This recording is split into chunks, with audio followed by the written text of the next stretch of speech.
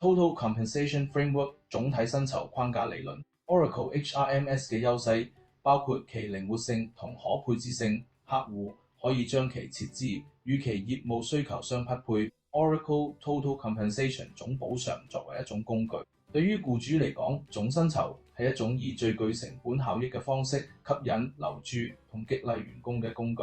對於員工嚟講，總薪酬係有形嘅回報，包括僱主提供嘅經濟獎勵、服務同埋福利。Oracle HRMS 提供咗管理薪酬所需嘅靈活性同埋控制力，從而幫助你實現企業嘅戰略目標。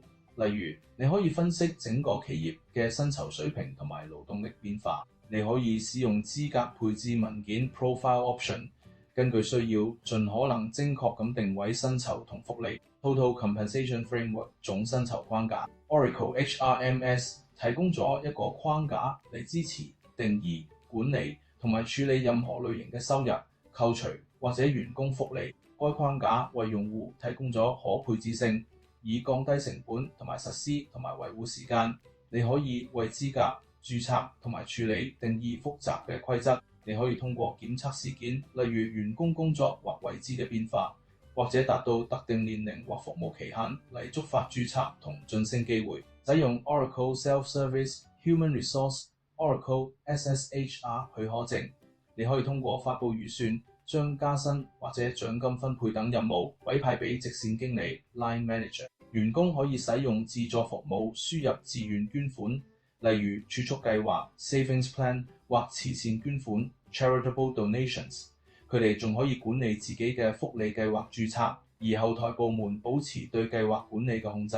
你可以定義提取標準同埋佈局，以提取薪酬同埋福利數據，以傳輸俾第三方 Free Party， 例如福利提供商。Oracle HRMS 信息模型強調數據模型 Data Model 嘅簡單性。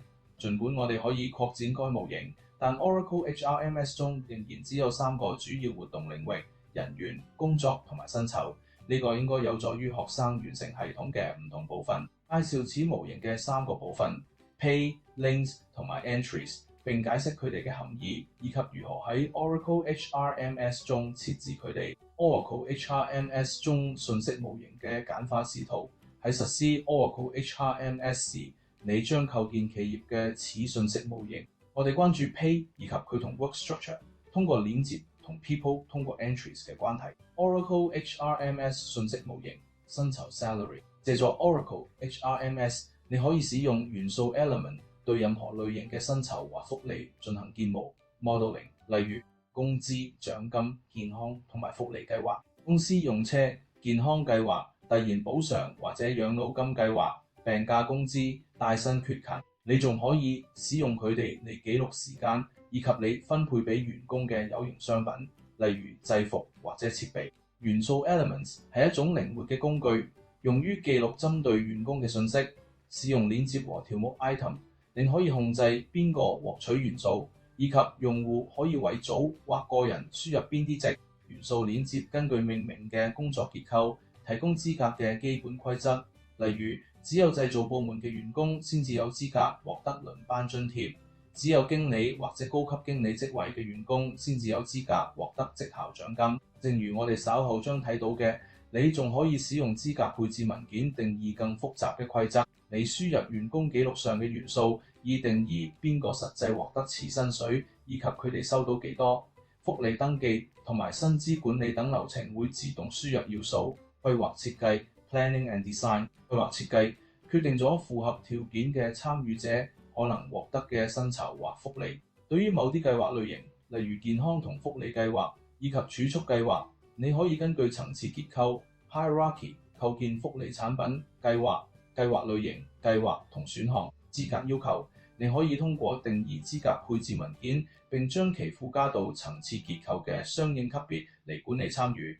你可以為每個計劃定義多個配置文件，每個配置文件可以包含必須同可選標準。例如配置文件可以指定符合條件嘅員工必須全職工作，並且已經工作至少2年，或者被分配到經理職級。此事例使用派生係數 Derive Coefficient Factor 服務年限。其他衍生因素包括年齡、薪酬水平同埋工作時間。活動費率，你可以將任意數量嘅唔同費率附加到計劃或選項，以指定員工同僱主嘅供款或薪酬獎勵等分配。活動費率支持多種計算方法，固定金額、保費倍數、選定保險倍數等。註冊要求，註冊要求確定符合條件嘅人員幾時可以註冊權益。使用 Oracle Advanced Benefits 許可證，你可以定義開放註冊期，或使用生活事件嚟觸發註冊機會。你仲可以使用註冊要求嚟實施其他限制，例如跨計劃協調覆蓋級別。使用註冊代碼，你可以根據員工嘅當前註冊嚟限制員工嘅註冊選擇，並指定默認情況下員工接收嘅內容。例如代碼 Current can keep 或 Choose New。Nothing 係指當前註冊此補償對象嘅人可以保留其當前選擇或者進行新嘅選擇，而尚未註冊嘅人無法進行選擇。補償對象，該計劃係你向員工同其他符合條件嘅參與者提供嘅一攬子權益。期權、計劃類型同項目群統稱為薪酬對象。補償對象係薪酬同福利實施嘅核心構建塊。參與者將註冊你定義嘅計劃同選項。你喺頂層 Item Group 設置嘅規則同定義將給聯到底層 Optional 嘅優勢。Program 補償對象層次結構嘅最高級別同埋所有其他對象嘅容器。補償計劃同一啲福利計劃唔喺計劃中。Plan Type 計劃類別，例如醫療計劃類型或人壽保險計劃類型。Plan 一種特定嘅產品，例如獎金或團體定期人壽保險計劃。Option計劃中嘅可選選項，例如 Employee Plus Family 或 1X Salary。資格規則 Oracle HRMS 支持簡單或複雜嘅資格要求。你記錄企業嘅資格規則，以確保只有合適嘅人才自動有資格獲得薪酬或福利。你可以喺薪酬對象層次結構中嘅任何級別建立資格。你可以根據可能隨時間變化嘅因素嚟確定資格，例如一個人嘅年齡、服務年限或者薪水，或者你可以根據分配因素，例如一個人嘅工作地點嚟獲得資格。使用配置文件將人員包含喺資格中或者從資格中排除。你仲可以專門定義資格配置文件，以控制受撫養人獲得福利範圍嘅資格。活動率同埋元素，為計劃或選項定義活動比率嘅時候，可以將其同元素關聯。每個標準匯率 Standard Rate 只能夠一個元素，通常將一個元素輸入值同活動率相關聯。補償對象可以具有多個 Standard Rate、活動率同埋元素輸入。說明點樣使用活動率同元素定義。喺註冊期間自動創建元素條目 item。下一張幻燈片顯示咗元素條目 item 好重要，因為工資單公式會處理佢哋以創建工資單運行結果。喺定義活動率嘅時候，你可以指定確定一個人支付或者接收幾多嘅計算。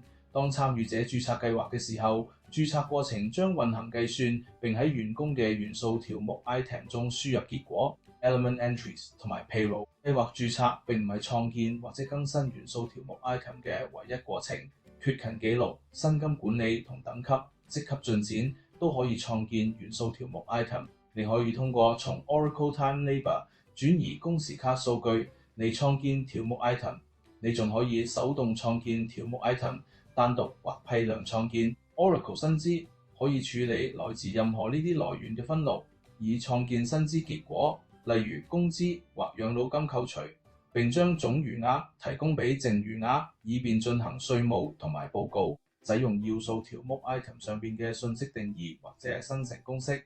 工資單運行使用該公式嚟計算實際收入或者扣繳值。總薪酬選項 Oracle HRMS 嘅規劃設計、參與管理同埋註冊管理功能，喺資格同註冊規則方面為你提供咗相當大嘅靈活性。喺福利管理方面，呢啲功能稱為 Standard Benefits。只用 Advanced Benefits， 你仲可以管理生活事件，以處理基於時間或事件、結婚、子女、晉升、搬遷、退休等對人員或任務發生嘅薪酬或福利嘅所有變化。如果你唔需要此功能嚟管理薪酬或者福利，則只需要定義元素，將佢哋鏈接到工作分配組件，例如工作或者位置，以確定資格。然後手動創建元素條目 item， 管理、計算、支付，為工資單處理同埋薪酬管理或福利管理定義一組薪酬對象。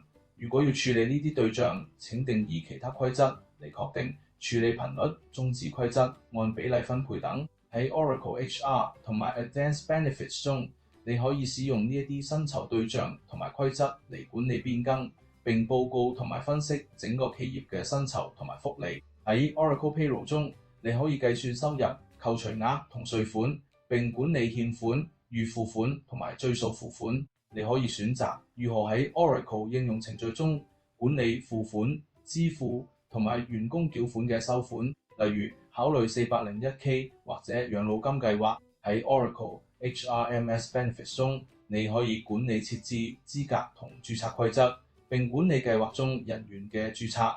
呢個設置定義工資單嘅扣繳值，每個支付週期 Oracle Payroll 必須計算員工係咪有足夠嘅可用資金進行扣減。如果唔係，咁佢必須管理欠款，並且當扣除額達到指定限額嘅時候，工資單必須停止進一步嘅扣除。只用 Oracle HRMS Configuration Workbench 設置總薪酬，可幫助你設置一般薪酬結構，包括 Plan Copy Wizard、薪資同埋職級相關薪酬同埋升職，包括職級配置同埋升學。工資收入同扣除額包含喺收入同扣除額類別當中。健康與福利管理包括總薪酬內導，亦都稱為規劃設計內導。權益登記從第三方同舊系統轉換數據，